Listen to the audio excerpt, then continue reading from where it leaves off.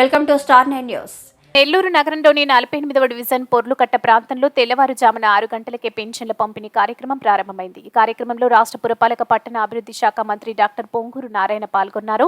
ఈ సందర్భంగా ఆయన టీడీపీ నాయకులతో కలిసి స్వయంగా ఇంటి వద్దకే వెళ్లి అవ్వతాతల్ని ఎంతో ఆప్యాయంగా పలకరించి 4,000 రూపాయల పెన్షన్ నగదును అందజేశారు. ఈ సందర్భంగా మంత్రి నారాయణ మీడియాతో మాట్లాడుతూ 68,64,000 మందికి పెన్షన్స్ ఉదయాన్నే అన్ని నియోజకవర్గాల్లో పంపిణీ ప్రారంభించడం జరిగిందన్నారు. ఈ పంపిణీ కార్యక్రమంలో రాష్ట్రమంతా మంత్రులు, ఎమ్మెల్యేలు, కూటమి నాయకులు పాల్గొనడం జరిగిందన్నారు.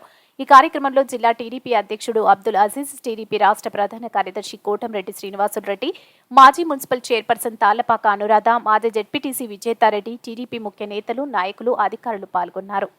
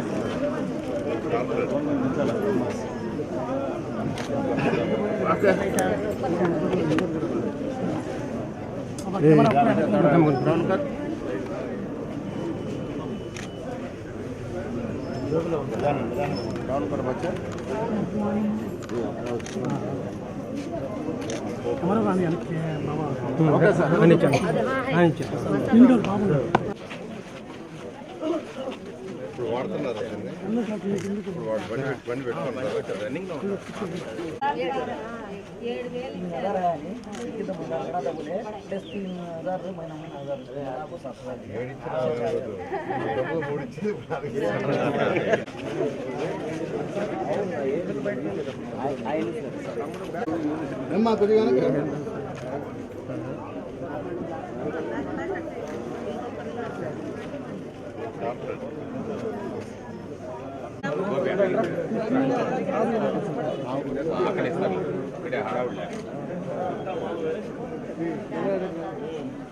बोले सका दिए नहीं चंद्रबाबू बोले प्रॉमिस करे सका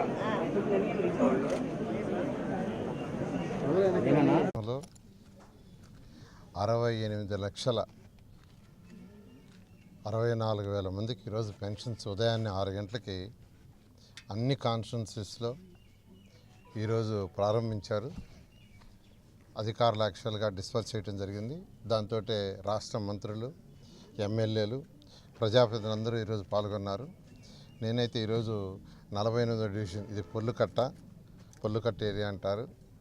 ఈ ఏరియాలో ఉదయాన్నే 6 గంటలకి కమిషనర్ గారితోనూ, మరియు ఇక్కడ కార్పొరేటర్తోనూ, మరియు ప్రజాప్రతినిధులతో ఈరోజు నేను కూడా డిస్ట్రిబ్యూషన్ స్టార్ట్ చేయడం జరిగింది. ఇక్కడ ఒకటే 3,000, 4,000 చేస్తానని చంద్రబాబు నాయుడు గారు ఆ రోజు మాట ఇచ్చిన ప్రకారమే స్టార్ట్ చేశాం. అంతేకాకుండా 3 నెలలు అరియర్స్ ఇస్తానని కూడా ఎలక్షన్ ముందు చెప్పారు.